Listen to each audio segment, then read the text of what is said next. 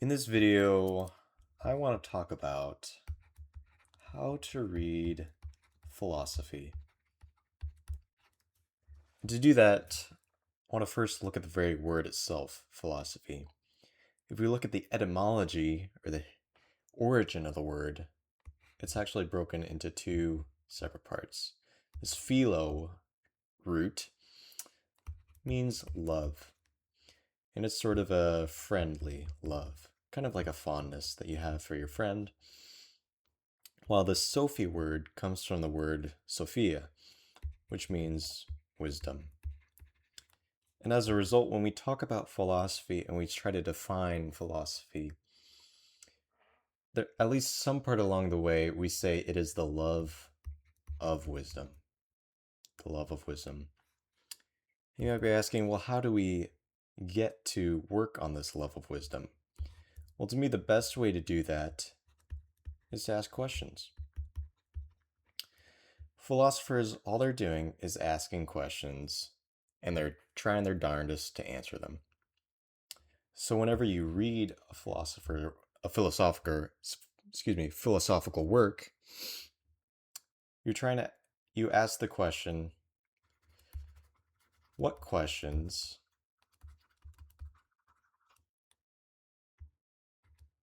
are being asked? And these questions are fundamental, but they can also be specific. They can be broad.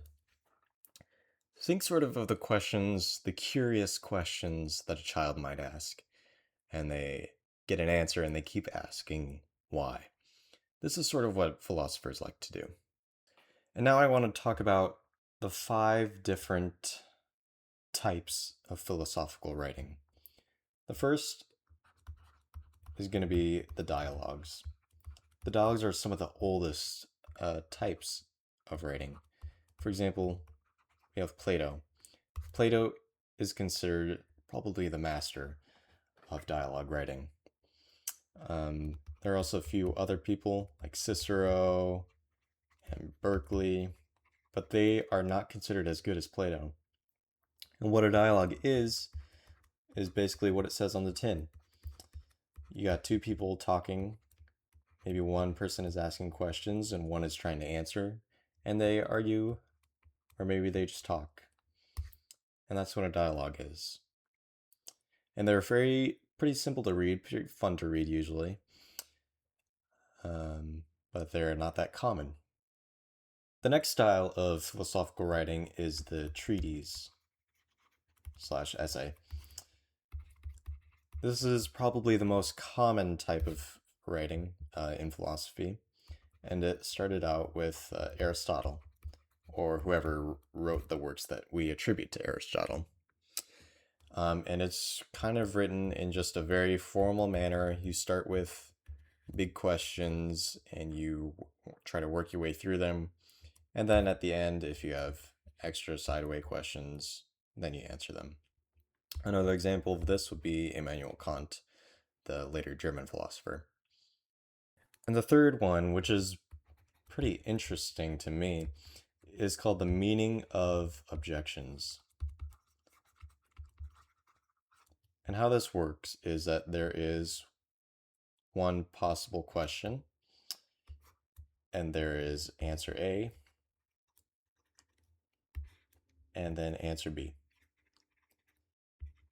And answer A is presented first. But, let's see, answer A is the wrong one. And so you're trying to prove why answer A is wrong and why answer B is correct. And probably the most notable writer of this is Thomas Aquinas. This is very popular generally in medieval philosophy because, objections, and you think about how public discussions were. People were arguing in public and people were defending themselves in public. And so this style of argument was very common. The fourth one I want to talk about is the systemization of philosophy. And basically, this is when philosophy becomes very formalized, that it starts to look more like math than philosophy. And so it can be very tough to read, to be honest. It's probably, actually, I probably definitely say it is the toughest of the genres to read. It's just a very formal structure, a formal style, sort of similar to an essay, but there's a lot more logical aspects and axioms and stuff like that. Some examples would be Descartes. You remember that guy who thought and then he existed. And then also Spinoza. And the last one I want to talk about is the aphoristic style. Aphorisms are basically just short sayings. And usually in the style, it's a collection of these short sayings. One of the oldest examples is actually the Analects by a guy named Confucius, who was an Asian philosopher. And naturally, a lot is going to be left out, so it's a bit difficult for the reader to try and understand what is truly being said. But if you go back to that question asking, what questions is this philosopher trying to ask, you will be better off.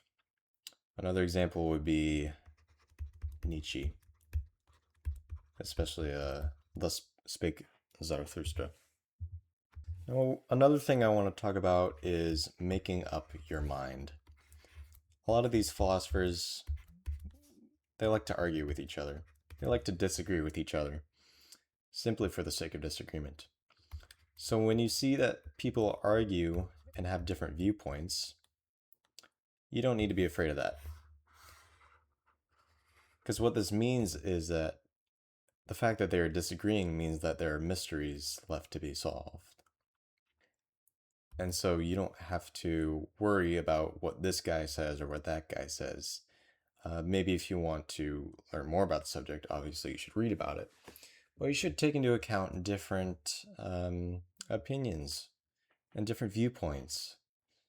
And that way you can make up your own mind.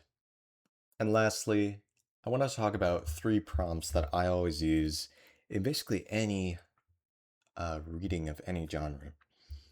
So I'll just say that these are prompts that you can use. These always help me with memory, with understanding, with connecting the reading to the rest of the world. So the first prompt is, what do you notice? What do you notice? Simply, it could be anything. It could be like a child notices that his stick is a weird color, right? It could be anything. Number 2, what do you wonder?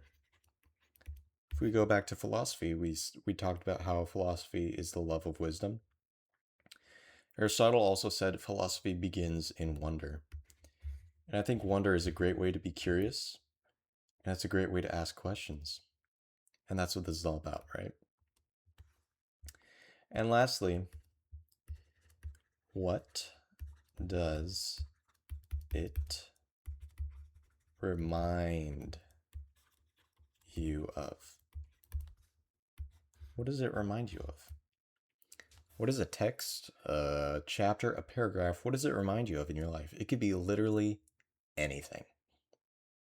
And in this, by answering this question, it'll help you understand the text in relation to the rest of your life, really.